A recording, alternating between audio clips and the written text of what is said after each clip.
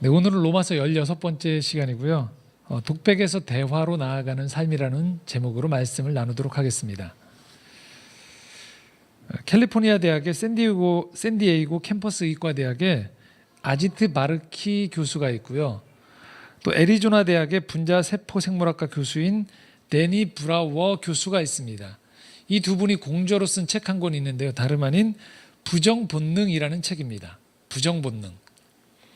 이 책에 한 예화가 나오는데요. 고대 인도의 마하바라타라는 에 나오는 이야기를 전해주고 있습니다. 5 형제들이 사냥을 갔는데 목이 말라서 물을 찾았습니다. 그때 한 정령이 나타났어요. 책에서는 야차라고 표현하는데 이 정령이 나타나서 자신의 질문에 답하기 전까지는 물을 절대로 마시지 말라고 합니다. 하지만 이 5 형제 중에 4 형제가 목이 너무 마른 나머지 질문을 듣지 않고 물을 먹어서 죽게 됩니다. 마침내 이 홀로 남은 이 맏형이 형제들을 살려달라고 애원하자 정령이 자신의 질문에 맞는 답을 내놓으면 한 명씩 살려주겠다라고 약속을 합니다. 맏형은 이 질문 한 가지에 답을 하면서 결국은 동생들을 살려냈어요. 그 중에 마지막 질문이 무엇이냐면 바로 이것이었습니다. 이 세상에서 무엇이 가장 놀라운 일인가? 라는 질문이었어요. 맏형이 이렇게 대답을 했습니다. 매일매일 사람들이 죽는데 우리는 살아가고 일하고 놀고 앞날을 계획하는 등 마치 불멸의 존재인 것처럼 살아갑니다. 그러니까 죽지 않을 것처럼 살아간다는 것이죠. 이보다 더 놀라운 일이 어디 있겠습니까? 라고 얘기했어요. 그러니까 놀라운 일이란 것은 다름 아닌 이 사람 안에 있는 이 놀라운 일이란 것은 죽음을 부정할 수 있는 힘을 말하는 거예요. 이게 참 놀랍다라는 거예요. 인간은 그러니까 부정이라는 것을 통해서, 그러니까 영어로 denial이죠. 아니다, 갖지 않겠다, 거부한다. 이 부정이라는 본능을 진화시켜서 필멸에 대한, 결국은 다 죽게 되어지고 멸망할 수밖에 없는 것들에 대한 두려움을 떨쳐냈다는 거예요. 그렇게 하면서 발전되어 왔다라는 거예요. 그래서 이 책에서는요, 죽음과 불안의 장벽을 극복하기 위한 유일한 방법은 이렇게 현실을 부정하는 것이다 라고 말하고 있어요. 그러니까 부정, 무시하거나 무관심한 마음을 말하는 것이죠. 실제 여러분의 삶을 한번 돌아보세요. 이 부정이라는 이 키워드를 가지고 부정을 했을 때 이 긍정적으로 작용하면 어떤 일이 벌어지냐면 현실이 아주 어렵단 말이죠. 근데 내가 현실에 잠기지 않고 현실을 내가 부정하는 거예요. 그래서 내가 목표한 바대로 어떤 일들을 이뤄나가는 긍정적인 역할이 일어나요. 실제로 이 책에서는 그런 긍정적인 면들을 많이 부각을 시켜냈어요. 그래서 인류는 자신 앞에 있는 많은 위협과 이 두려움, 또 죽음에 대한 이 필멸에 대한 두려움조차도 결국은 이 부정을 통해서, 밀쳐냄을 통해서 발전시켜 나갔다는 거죠. 어떠신 것 같으세요? 한번 돌아보시면 이런 부정은 여러 가지 용도에서 활용이 되어지거든요. 그래서 실제로 내 앞에 있는 어려움을 어려움으로만 보지 않고 부정해버리는 거예요. 그래서 내가 지금 가려고 하는 그 길을 반드시 목표를 이뤄냈던 것이죠. 그래서 사람들은 확실히 인류는 놀라운 일들을 많이 이뤄냈어요. 하지만 만약에 이 부정을 좋지 않게 작동이 되어지기 시작하면 어떤 일들이 벌어질까요? 지금 내 눈앞에 어려움이 있어요. 아픔이 존재하는 거예요. 근데 부정해버리는 거예요. 회피하는 거죠. 그러다 보니까 이게 나중에 더 큰 어려움을 불러일으킬 수 있다는 거예요. 그래서 인생은 결국 이 부정을 어느 정도 선에서 적절하게 조율하고 내 삶에 가지고 오느냐에 따라서 발전하기도 하고 때로는 망하기도 한다는 것이죠. 지난주에 우리가 한국에서 아주 떠들썩했던 뉴스 중에 하나는 이거였죠. 그 정현이라는 선수가 호주 오픈 테니스에서 4강까지 올라갔던 것. 마치 우리 국민 모두가 원래 테니스를 좋아했듯이. TV 프로그램도 어쩜 그렇게 천편일률적인지요. 그래서 어디 체육관 같은 데 같이 모여서 똑같은 티셔츠 입고서 또 흔들면서 이렇게 응원을 하더라고요. 그러면 또 어김없이 나오는 장면이 한 군데가 있습니다. 서울역 대합실. 이렇게 걸음을 멈추고 이렇게 화면을 다 쳐다보면서 응원을 했다는 장면이 어김없이 나오면서 사람들의 이렇게 인터뷰를 따는 장면들이 지난주에도 또 나오더라고요. 그 정현 선수가 전형적인 이 부정의 방법을 잘 활용했던 거죠. 그래서 나중에 보니까 부상을 이미 입었던 거죠, 발바닥에. 그런데 부정을 한 거예요. 할 수 있다라고. 8강까지는 그게 됐던 거죠. 그렇지만 이제 4강에 올라와서 결국은 결과론적으로 제가 알고 있다시피 기권패를 했어요. 기권을 한 거죠. 그리고 난 다음에 이 정현 선수가 인터넷에 SNS에 자기 발바닥 사진을 찍어서 이렇게 올린 걸 혹시 보셨어요? 예. 한번 찾아보시면 예전에 그 강수진 발레리나의 발이 유명했던 것처럼 아마 이 정현 선수의 발도 유명해질 것 같아요. 이 발바닥 한쪽이 움푹 패였더라고요. 한 엄지손가락 정도 이 길이만큼이 이 물집이 터지고 짓무르고 찢어져서 거의 살이 드러날 정도로 이렇게 발바닥이 상해버렸더라고요. 근데 그걸 참고서 경기에 나가서 결국은 계속 경기를 했던 거죠. 나중에 그 인터넷에 네티즌들이 이야기하기를 발바닥이 저 상태인데 세계 2위인 그 페더러 선수한테 이 한 게임을 따냈다고 하면서 징계 문제가 아니고 저 상태에서 한 게임을 따냈다라는 것들 자체가 놀랍다라고 얘기했던 거죠. 한 개인이 어느 시간까지는 부정을 통해서 성과를 낼 수 있는 거예요. 그런데 이 자연인 그대로의 몸을 가지고 있는 사람이 어느 시점에서는 부정할 수 없는 단계가 도달하는 거죠. 그러면 부정 가지고는 안 된다라는 거죠. 받아들일 수밖에 없는 거예요. 결국 이 정현 선수도 부정이란 방법으로 결국은 끝까지 견뎌내다가 막판에 결국은 한계 상황에 이르자 더 이상 부정하지 못하고 자신의 몸 상태를 받아들인 것이죠. 이게 이제 우리 일상에서 나오는 부정의 한 정형입니다. 그럼 오늘 우리가 봤던 이 부정의 방법에 관한 성경은 어떻게 볼까요? 성경도 일면 이 부정의 방법을 차용합니다. 하지만 성경은 조금 더 적극적인 의미로 인생을 살아가는 방법에 대한 우리에게 눈을 열 것을 요청하고 있어요. 오늘 14절, 15절 말씀을 먼저 보면서 계속 말씀을 이어가도록 하겠습니다. 14절, 15절 말씀입니다. 함께 읽겠습니다. 무릇 하나님의 영으로 인도함을 받는 사람은 곧 하나님의 아들이라. 너희는 다시 무서워하는 종의 영을 받지 아니하고 양자의 영을 받았으므로 우리가 아빠 아버지라고 부르짖느니라. 여기에서 죽음과 불안을 무서워하는 종의 영에 우리가 사로잡혔다라고 표현하고 있어요. 그러니까 사람이란 존재는 이 무서워하게 하는 그 영에 따라서 사실은 우리가 영향을 받는다라고 성경은 진단하고 있어요. 영적으로 보면. 그럼 우리가 그리스도인이 된다는 것은 무엇을 말하느냐? 이 무서워하는 종의 영으로부터 벗어나는 것을 의미하는 건데요. 서두에 말씀드렸던 이 부정본능이라는 책에 나왔던 것처럼 그냥 부정하기 때문에 무서워하는 종의 영으로부터 벗어나는 게 아니에요.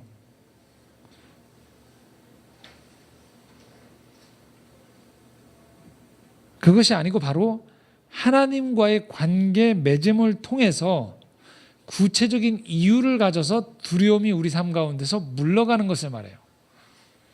우리가 하나님의 자녀가 됨으로 말미암아 얻어지는 그 유익과 세상을 바라보는, 자기 자신을 바라보는, 인생을 바라보는 눈이 달라짐으로 말미암아 우리 안에 찾아오는 두려움이 상쇄가 되어진다는 것을 말한다는 거예요. 단순히 부정의 방법으로만은 안 된다라는 거예요. 자, 그것이 궁극적인 인생의 치료법이 되어지지 않기 때문에 그래요. 적극적으로 인생을 맞닥뜨리는 최종적인 우리가 습득해야 되는 인생의 삶의 지혜는 다름 아닌 하나님과의 관계 맺음이라는 것이에요. 나는 무섭지 않아. 나는 잘 해낼 수 있을 거야. 괜찮아질 거야. 지금 상황은 발로 뻥 하고 차버릴 수 있어 라고 해보신 적 있죠? 살다 보면 두렵다 보니까 여러분 스스로가 부정의 방법을 쓰신 겁니다. 하지만 어떤가요? 계속적으로 그렇게 부정의 방법만으로 여러분 앞에 있는 어려움을 극복해 내갈 수 있을까요? 그렇지 않다라는 거예요. 내 의지력이 강한 사람은 어쩌면 자기 자신은 그렇게 할 수 있을지도 모르겠어요. 어느 시점까지는. 하지만 이 부정의 방법을 나의 배우자에게도 강요를 하는 거죠. 우리 자녀들에게도 가족들에게도 이 부정의 방법대로 살라고 계속 요청하는 거예요. 자, 그렇게 해서 과연 온전하게 삶을 꾸려갈 수 있을까요? 예, 어렵다라는 것이죠. 이렇게 부정의 방법으로만 인생을 치르게 되면요, 어느 시점에서 현실을 외면하는 거거든요. 반드시 그러면 대가가 따라오기 마련이에요. 현실 그대로 보는 가운데에서 해법을 찾지 않고 부정의 방법으로만 일관되어졌을 때 삶이 반드시 그 부작용이 찾아오기 마련이라는 것이죠. 대표적인 사람이 여러분 잘 아시는 이 아이폰을 개발했던 스티븐 잡스였습니다. 스티븐 잡스 하면 따라붙는 아주 유명한, 경영하는 사람들이 따라붙는 아주 유명한 단어가 있어요. 다름 아닌 스티븐 잡스를 만나면 현실 왜곡장을 경험한다는 거예요. 이 현실 왜곡장이라는 게 뭐냐면, 누구든지 스티븐 잡스를 만나면 이 사람과 대화를 하다 보면 현실을 현실 그대로 보지 않는다는 거예요. 스티븐 잡스가 바라보는 눈으로 바뀌어진다는 거예요. 그래서 어려움이 있더라도 극복할 수 있다고 생각하거나 현실의 문제가 아주 큰데도 불구하고 작게 여기치면서 뭔가 다른 변화를 추구하거나 꿈을 꾸게 된다는 거예요. 사실 그렇게 해서 아이폰이 엄청난 성공을 거뒀던 것이거든요. 이 스티븐 잡스라는 사람이 가지고 있는 이 카리스마와 직관력을 통해서 1년에 한 제품만 내놓으면서 엄청나게 세계의 패러다임을 바꿔놨던 것이죠. 물론 그전에도 스마트폰은 있었지만 이 스마트폰이 전 세계 사람들로 하여금 정말로 머릿속에서 아, 스마트하구나, 내 생활에 없으면 안 되겠구나라는 것들. 그래서 패러다임이 사람들이 PC, 데스크탑에서 인터넷을 하던 것을 완전히 모바일 중심으로 바뀌어지게 된 계기는 분명히 이 아이폰이거든요. 그런데 이 스티븐 잡스가 경영의 측면에서, 사업의 측면에서는 이 현실 왜곡장이 성공을 거뒀던 거예요. 하지만 개인의 삶에서는 이 현실 왜곡장이 똑같이 개인의 삶에 투영하다가 문제가 발생했던 거죠. 다름 아닌 자기에게 찾아온 이 암을 현실 왜곡장을 투여해버린 거예요. 부정의 방법을 투영해버린 거예요. 암의 문제를 생각보다 작게 생각을 했던 것이죠. 즉각적인 의료적인 치료를 받기보단 자기가 하고 있던 방법들이나 이 문제를 바라보는 것들이 자기가 삶을 바라봤던 패턴대로 바라봤던 것이죠. 결국은 몇 번의 치료와 재발을 거듭하다가 좀 안타까운데 56살, 좀 이른 나이죠. 이른 나이에 세상을 뜨게 되었던 것이죠. 그러니까 이 부정의 방법만으로 인생을 살아가기에는 인생이 그렇게 호락호락하지 않다는 것이고요. 부정의 방법을 넘어서는 다른 것이 없으면 인생이 온전히 통합되기가 어렵다라는 것이에요. 그런데도 사실 신앙에서도 이 믿음을 이런 부정의 방식으로만 사용하는 경우들이 종종 발생해요. 믿음만 있으면 할 수 있다라고, 믿음만 있으면 못할 게 아무것도 없다라고 생각을 합니다. 그러다 보면 종종 이런 식으로 믿음을 이 부정의 방식으로만 쓰고 있는 분들을 만나면 어떤 식의 경험을 하냐면 막무가내인 거예요. 못할 일이 없기 때문에 정해져 있는 규칙도 무시하는 경우들이 종종 생겨지게 되고요.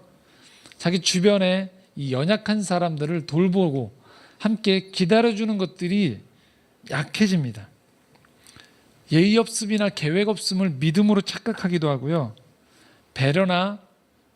믿음으로 착각하는 것이고요. 배려나 토론, 타협이나 법을 지키는 것은 대단히 믿음 없음으로 오해하는 경우도 많다라는 것이에요. 그런데 정말로 성경은 그렇게만 하는 행태들을 믿음이 있다라고 표현할까요? 아닙니다. 성경에서 말하는 믿음은요, 꼭 해야 되는 일을 할 수 있는 용기를 주는 것을 말하고요, 하지 않아야 될 일이라면 하지 않는 것을 말해요. 그럼 성경에 기적이 나오지 않습니까? 라고 질문할 수 있죠. 맞습니다. 기적이 나옵니다. 주님도 기적을 행하셨고 신구약 성경에 보면 기적과 믿음을 통한 놀라운 일들이 벌어집니다. 그런데 그것은 그렇게 해야지만 될 때 일어나는 일이에요. 모든 일에서 다 믿음대로 모든 것들을 다 현실을 무시한 상태에서 뒤바꿔 놓지는 않습니다. 주님이 복음서에서도 기적과 이적을 행하는 장면들은 반드시 그곳에 온전한 복음에 대한 내용이나 치유나 구원을 통한 구원의 메시지를 전하기 위해서 함께 따라붙어서 기적이 일어났던 것이지, 그냥 믿는 대로 모든 것들을 다 투영해서 다 뒤집어지도록 하지 않았다라는 것이죠. 대표적으로 예수님 십자가에 달리셨을 때 그래서 많은 사람들이 내 믿음을 거기에 적용해 보라고 요청했어요. 네가 정말로 믿음이 있는 사람이면 능치 못할 일이 없으니까 십자가를 풀고서 뛰어내려와야 될 것이 아니냐라고 했을 때 예수님은 자기에게 온 십자가를 그대로 받아들이고 돌아가셨어요. 믿음이 막무가내 시기였다면 주님은 거기서 끊고 뛰쳐나오셨겠죠. 자기 능력을 보여주셨겠죠. 그러나 그렇게 주님은 믿음을 적용하지 않으셨어요. 그런데도 이 믿음을 통해서 현실을 왜곡하고 못 본 척하는 사람들이 참 많아요. 자신의 바램을 믿음으로 착각하기도 하고요. 현실을 부정하는 것, 내가 생각하는 어떤 종교적인 이상향을 나아가는 피안의 세계로 나가는 것을 저는 이렇게 표현하고 싶어요. 나쁜 의미에서의 이 부정을 종교적인 버전으로 옮긴 것이다라고 표현하고 싶어요. 정말로 그게 믿음일까? 우리가 제대로 성경을 읽고 하나님을 만나게 되어지면 현실을 부정하거나 현실을 무한하게 긍정하는 낙관주의가 아니고요, 바른 관계 맺음을 통해서 여러분 현실 속으로 들어가는 것을 말합니다. 오늘 말씀에서는 바로 이 바른 관계의 시작을 하나님과의 인격적인 관계 맺음에서 시작된다라고 이야기하고 있는 것입니다. 그러니까 부정이 아니고요, 우리가 믿고 있는 그 하나님과 아빠, 아버지로 다가오시는 그분과 인격적인 관계를 맺는 것이 필요하다는 거예요. 그래서 저는 이렇게 정의를 내리고 싶습니다. 우리가 믿음을 갖는다는 것은요, 인생을 혼잣말만 하는 독백이 아니고요, 독백의 삶에서 나와서 대화를 하는 거예요. 대화를 할 수 있는 사람으로 변화되는 걸 말해요. 내가 처하고 있는 현실 속에 대화자를 끌어들여서 위로는 하나님과 옆으로는 동료와 사람들과 사회와 대화를 하는 사람으로 변화가 되어지는 것을 말한다는 거예요. 자기만의 동굴 속에 갇혀서 인생을 부정하거나 인생을 수단으로 삼는 것도 아니고, 그리고 현실을 넘어서서 그냥 모든 현실을 내 마음대로 왜곡하고 변화시킬 수 있다는 것이 아니고요, 현실 있는 그대로, 내가 만나는 사람을 그대로, 내게 처해 있는 삶의 현장을 그대로 인정하는 가운데에서 이곳에 임하는 인격적인 하나님의 말씀과 그리고 그것들을 깨닫는 것들을 통하여서 이 세상에 살아가는 사람들과 어떤 관계를 맺는, 대화할 줄 아는 사람이 되어지는 것, 그것이 참된 믿음이라는 것이죠. 자, 하나님과 대화한다는 것, 오늘 16절 말씀 이렇게 표현하고 있습니다. 함께 읽어보도록 하겠습니다. 16절 말씀입니다. 성령이 친히 우리의 영과 더불어 우리가 하나님의 자녀인 것을 증언하시나니. 성령이 친히 우리 가운데 다가온다는 거예요. 그러니까 하나님과 인격적인 관계를 맺으면 어떤 일이 벌어지느냐, 하나님이 우리를 홀로 두지 않으신다는 거예요. 우리가 하나님을 믿겠습니다라고 믿기 시작할 때, 즉 하나님과 연결되어지기 시작할 때 성령 하나님께서 여러분에게 다가오기 시작하세요. 종종 이것 때문에 질문을 자꾸 던지는 분들이 있어요. 아니, 하나님께서 나에게 말을 거신다는 게 뭡니까 도대체? 저도 이거 되게 헷갈렸거든요. 그래서 모태신앙인인데 중고등학교 때 막 기도원에 가서 기도하면서 제발 하나님의 음성을 들려달라고. 그럼 정말로 그 음성이 저는 낭낭하게 제 귀에 들리는 것으로 착각을 했어요.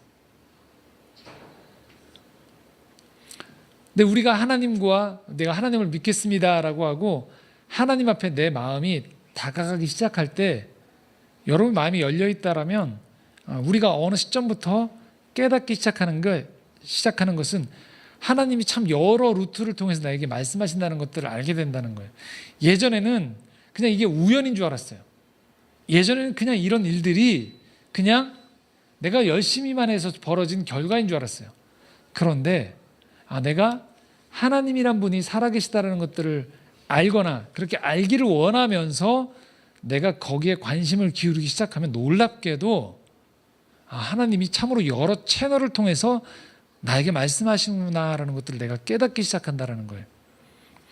우리 내면, 환경, 이렇게 직접적인 설교, 예배 가운데 이루어지는 모든 형식과 절차들을 통해서, 리추얼을 통해서, 만남을 통하여서, 일반 우리가 읽는 책과 여러 가지 깨달음을 통해서 하나님은 우리에게 계속적으로 말을 건네신다는 거예요. 그렇기 때문에 창조의 정원에서 강조하는 것 중에 한 가지는 바로 묵상을 하자라는 거예요.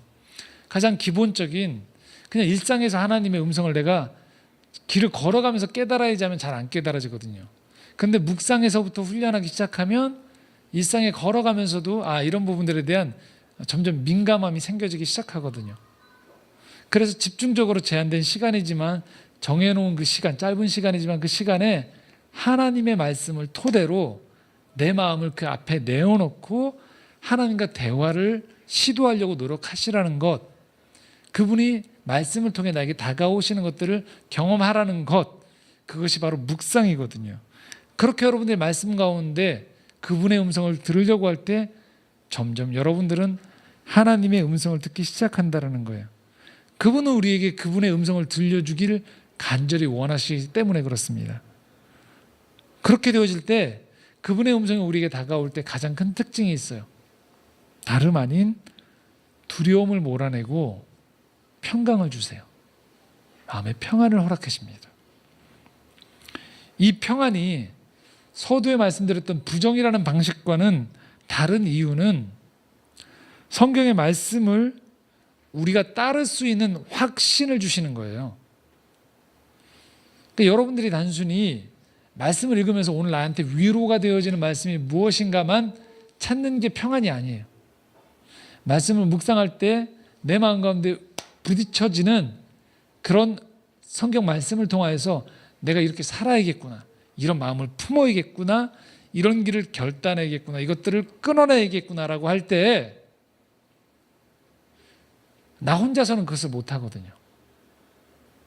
그런데 그분께 내 마음을 드렸을 때 이것들을 내가 할 수 있는 용기를 주시고 이것들을 내가 끊어도 살 수 있겠다라는 마음에 안정감과 확신을 줌으로 말미암아 결과적으로 그 묵상의 시간을 통하여서 나에게 평안이 찾아오게 되어진다는 것이죠. 대체로 우리의 불안의 큰 요인 중에 하나는 이렇게 해도 될까? 이 선택이 맞을까에 대한 두려움이 많거든요. 근데 점점 우리가 묵상 가운데 거하기 시작하면 내가 하는 선택에 대한 두려움이, 이것들이 맞는 것들에 대한 초조함이 점점 사라지기 시작한다는 것이죠. 그래서 그 성경 말씀이 매개체가 되어서 점점 우리 마음에 들어옴으로 말미암아 우리가 회복이 되어져요. 치유가 돼요. 우리 내면 안에 있으면 안 되는 것들, 옳지 않은 것들이 점점 몰아내지는 경험들을 하게 됩니다. 그리고 무엇보다도 그 말씀이 매일매일 우리에게 다가올 때 주는 가장 음성의 큰 특징이 있어요. 다름 아닌 우리가 하나님의 자녀인 것을 마음 깊은 곳에서부터 확신하게 해주신다는 거예요. 이 확신이 왜 필요한가? 그래야지만 여러분들이 매일매일의 삶에서 크고 작은 삶의 새로운 길을 열어갈 수 있기 때문에 그렇습니다. 모험을 할 수 있는 거죠. 보통 우리가 살아갈 때 매일매일이 새로운 환경입니다. 어제 만났던 사람이 오늘 만났던 사람과 달라요. 그 사람의 기분이 다를 수 있고 지금 내 환경이 달라질 수 있기 때문에 다릅니다. 그런데도 불구하고 우리는 매일매일 만나는 것을 어제와 똑같은 패턴으로만 자꾸 해나가려고 해요. 왜 그럴까요? 그게 어제 맞았기 때문에 그렇습니다. 그렇지만 그렇지 않다라는 거예요. 그렇기 때문에 어떤 의미에서 매일매일의 우리의 삶은 새로운 삶이에요. 그 새로운 삶을 살아갈 때 우리가 그 새로운 삶에 매일매일 적응하며 사람들과 관계를 맺고 일들을 해나가려면 하면 무엇보다도 우리 마음에 하나님이 나와 함께 하신다라는 것들에 대한 확신이 필요하다는 거예요. 그분이 함께 하시기에 내가 이 시도를 해도 괜찮겠구나, 이것들을 해나가도 괜찮겠구나라는 마음에 안정감이 찾아오는 것이죠. 이것이 없으면 또는 이것이 모자라면 우린 살면서 끊임없이 불안해져요. 저 사람은 나를 어떻게 볼까? 내가 이렇게 해도 괜찮을까? 그렇게 하면서 옳은 길을 가는 것이 아니고 자꾸 주변 사람들의 눈치와 상황과 평가에만 내 시선이 쏠려지게 되는 것들을 경험하게 되는 것이죠. 그러나 우리 마음속에 하나님이 함께 하신다, 내가 그분의 자녀다라는 그 확신이 찾아올 때 우리는 이런 마음이 들게 돼요. 실패해도 괜찮다, 좀 오해를 사도 괜찮다, 넘어져도 괜찮다. 왜요? 내가 그분의 자녀로서 나를 도우시는 주님과 함께 나는 다시금 나아갈 수 있으니까. 나는 서로 한두 마디 말에 실수를 했더라도 그분과 함께 나는 더 사려 깊은 사람으로 나아갈 준비를 할 거니까. 용서를 구하되 나 자신을 피로 이상으로 자학하며 무너지지 않고 이겨 나아갈 수 있는 것이죠. 그렇지 않다면 우리는 항상 안전한 길로만 가게 되는 거예요. 누군가의 선을 행하지도, 누군가에게 친절을 베풀지도, 그리고 인생에서 넘어가야 되는 장벽을 넘어가지도 않고 늘 나라는 자아에 갇혀서 안전한 길로만 다니게 되어진다는 것이죠. 그러나 하나님은 우리를 자녀로 불러주세요. 그리고 매일매일 시작하는 우리에게 이렇게 말씀하시는 거예요. 한번 해봐. 할 수 있어. 친절한 말을 뱉어. 친절한 말을 해. 너희 선을 행해봐. 그리고 조금 더 내가 했던 방식과는 다르지만 더 넘어서 이 일들을 통하여서 너를 통해서 새롭게 일어날 나의 일들을 기대해봐라고 하나님이 오늘도 우리에게 말씀해 주시는 겁니다. 그분이 우리의 아빠, 아버지가 되어진다는 거예요. 성인이 되어져 갈수록 우리 안에 점점 두려움이 생기거든요. 왜냐하면 더 이상 나를 끌어줄 선생님이 많지 않다는 것을 알게 되어져요. 그리고 나를 확실하게 보장해 줄 것들이 그다지 많지 않다는 것들을 우리가 알게 되어지거든요. 그럴 때 인생은 참으로 고독해집니다. 그럴 때 인생은 참으로 쓸쓸해집니다. 그러나 성령께서 오늘 우리에게 건네시는 말씀은 바로 이것입니다. 너는 내 사랑하는 아들이다, 사랑하는 딸이다 라고 말씀해 주시는 거예요. 오늘도 이 마음을 품고 우리가 걸어가야 될 그 길들을 걸어가기를 주님이 원하신다는 것이죠. 그럴 때 우리 안에는 놀라운 두 가지 일이 생깁니다. 바로 17절 말씀인데 함께 읽겠습니다. 17절 말씀 같이 읽겠습니다. 자녀이면 또한 상속자 곧 하나님의 상속자요 그리스도와 함께한 상속자니 우리가 그와 함께 영광을 받기 위하여 고난도 함께 받아야 할 것이니라. 첫 번째는요, 상속을 받는 것들에 대한 소망이 생겨요. 내 미래가 그냥 나 혼자만 열심히 일해서 나 혼자 거두는 열매가 아니고요, 나와 동행하시는, 나를 자녀라고 불러주시는 아빠, 아버지가 계신 그 하나님께서 내 삶에 내 노력만으로 얻어지는 삶의 수확이 아니고요, 하나님으로부터 오는 상속을 주신다는 거예요. 인생을 내 노력만 가지고서 얻어지는 것은요, 참으로 적습니다. 그런데 하나님으로부터 주어지는 그 상속을 기대하며 우리가 나아갈 때 하나님은 우리에게 놀라운 선물들을 우리 인생 가운데 허락해 주신다는 거예요. 그래서 우리가 우리의 테두리를 벗어나서 하나님의 세계로 들어가야 되는 이유가 바로 여기에 있습니다. 우리는 하나님과 동행함으로 말미암아 지금보다 훨씬 더 우리 인생에 풍요롭고 좋고 멋지고 아름다운 사람들이 우리 주변에 만날 수 있게 되어진다는 거예요. 우리가 만나고 거해야 되는 그 땅이요, 훨씬 더 우리가 생각하는 범위를 넘어서는 놀라운 일들이 우리에게 주어질 수 있다라는 거예요. 그리고 궁극적으로 우리의 삶이 그렇게 부정으로 끝나는 필멸의 삶이 아니고 필히 언젠가 멸망하는 죽음의 삶이 아닌 이 죽음 너머에서까지 이어지는 놀라운 생명력이 우리에게 선물로 주어졌다라는 것이죠. 이것이 우리에게 주어진 상속이에요. 여기는 우리 모두는 그래서 하나님의 이 상속자가 되어진다는 것을 의미합니다. 그냥 매일매일 돌아보면서 인생이 뭐 별거 있나? 그냥 연명하면 되지, 숨을 쉬면 되지. 아닙니다. 하나님 여러분들에게 훨씬 더 큰 눈을 보기를 원하세요. 여러분 인생의 꿈을 그냥 자녀 하나 어디 대학 가고 그냥 그 자녀 사고 치지 않고 결혼하면 되겠지. 그 일이 쉽지 않다라는 게 아니에요. 쉬운 일이 아니라는 게 아닙니다. 어려워요, 그 일은. 그런데 그것보다 훨씬 더 큰 비전이 나를 통해서, 우리 자녀를 통해서, 우리 가족을 통해서 주어져 있다라는 것입니다. 그렇기 때문에 우리는 이 땅을 살아가면서 그냥 내가 만들어 놓은 비전을 너머에 하나님으로부터 오는 이 상속의 이 비전을 품고 인생을 바라봐야 된다는 것입니다. 거기에서 우리의 삶의 변화가 찾아오고요, 우리의 일상이 달라질 수 있다는 것입니다. 두 번째는요, 다른 말로 오늘 두 번째 말씀에 보면 이렇게 써 있습니다. 우리가 상속자가 되어지면 그와 함께 영광을 받기 위하여 뭐를 하게 된다고요? 네, 고난도 함께 받게 된다는 거예요. 자, 이 지점에서 여러분들 배신감을 느끼실 수 있어요. 그러면 그렇지, 좋은 걸 준다고 하고 무지하게 고생을 시키시려나 보다. 그럴 바에는 차라리 내가 상속자가 안 되고 말지. 자, 여기는요, 무조건적인 그냥 고행을 의미하지 않습니다. 여기서 말하는 고난은요, 그렇게 상속을 받기 위해서 꼭 해야 된다라면 그 일을 기꺼이 수고를 감당하겠다라는 것을 의미한다는 거예요.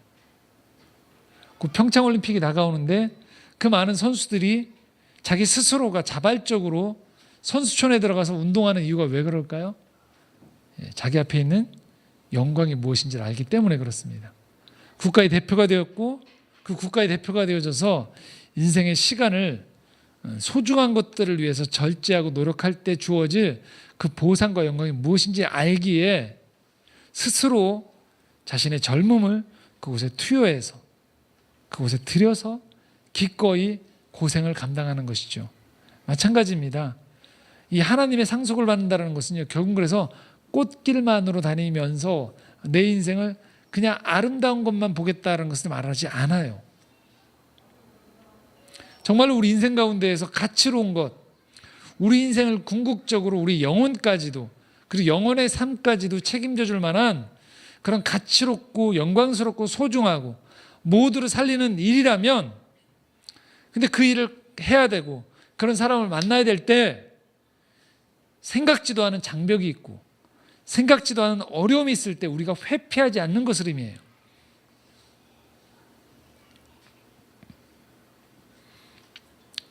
어쩌면 우리가 부정의 삶을 목표로, 삶의 수단으로 삶으며 그 삶의 맨 끝은 고생하지 않는 것이 끝일 수도 있어요.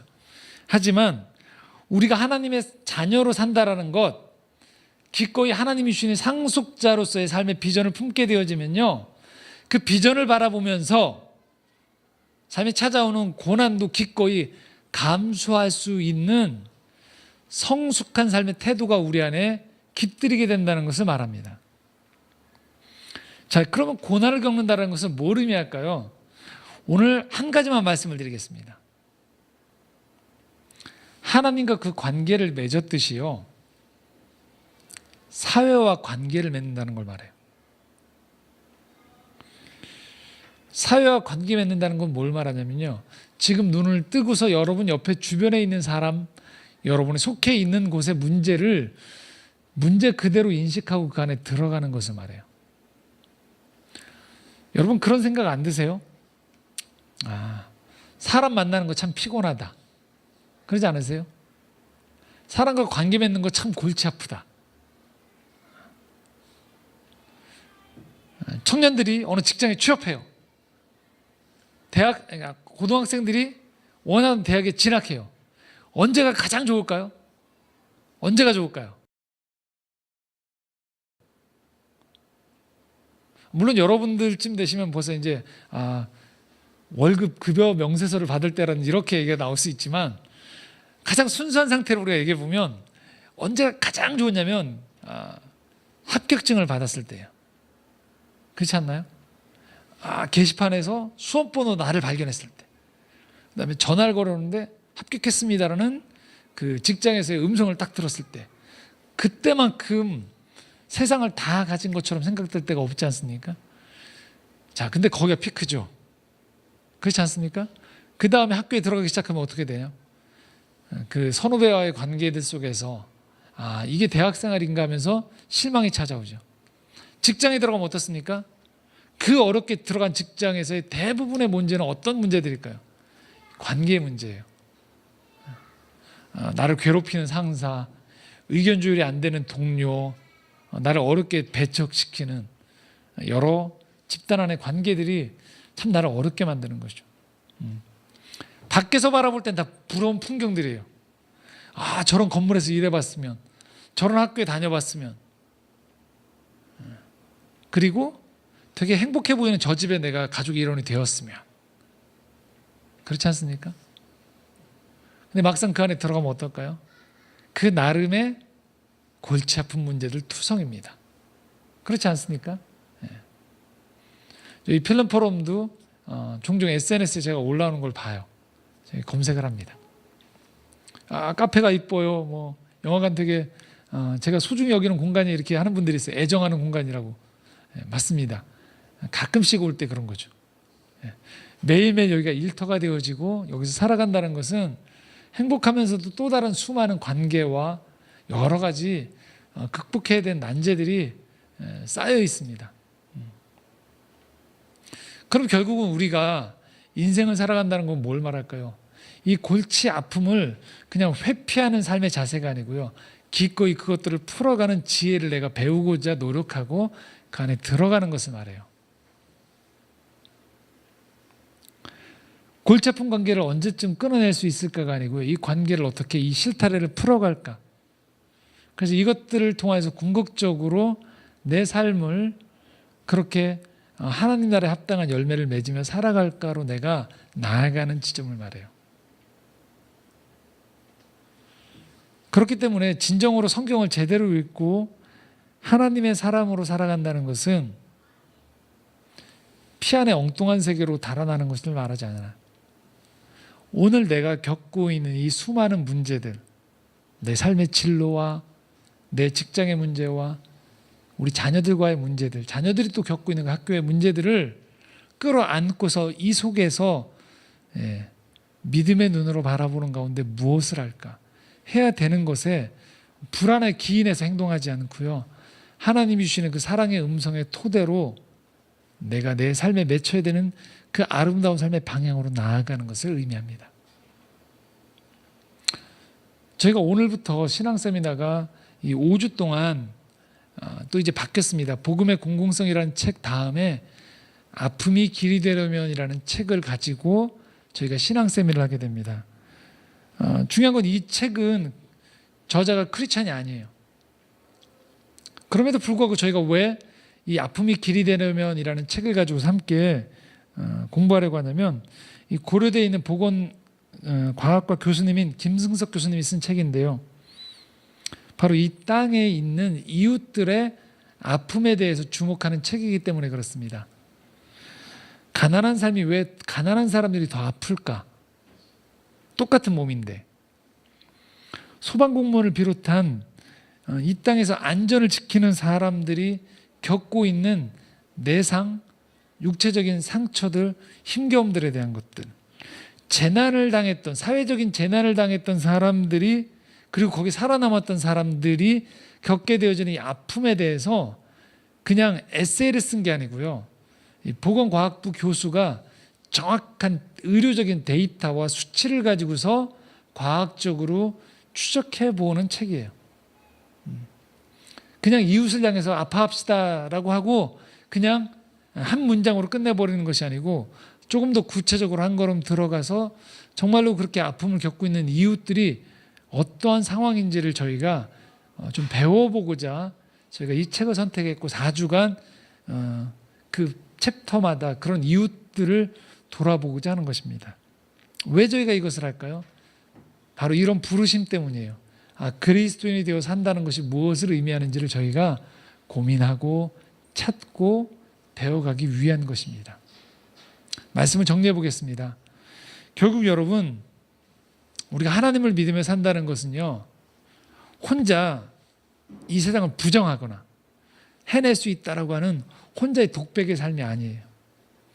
여러분 모두는 대화의 관계적인 삶으로 초대받은 분들이에요. 위로는 하나님으로부터 오는, 내가 너를 사랑한다, 너는 내 자녀다, 내가 줄 너의 비전과 상속이 있다라는 이 부르심의 삶에 초점을 맞추는 것을 말하고요. 옆으로는요, 오늘 내가 살아가고 있는 이 사회적인 관계 속에 처해 있는 현실을요, 외면하거나 눈 감거나 그냥 내 식대로 해석하는 것이 아니고요, 있는 그대로 보는 가운데에서 그 아픔에 길이 될 수 있는 우리식 사랑과 섬김을 개발해내고 노력하고 돕는 그 삶을 살아가는 것을 의미합니다. 그것은 여러분이 속해 있는 직장과 가정과 이 사회의 어느 한 자리도 예외가 될 수 없다라는 것입니다. 바라기는 우리 모두가 그 자기만의 동굴에 갇혀 있는 독백의 그 시간에서 이 땅을 부르시는, 이 땅에서 우리를 불러주셨던 살아계신 하나님이 이끄시는 이 대화의 자리로 나아갈 수 있는 우리 모두가 되어지기를 간절히 소망합니다. 함께 기도드리겠습니다.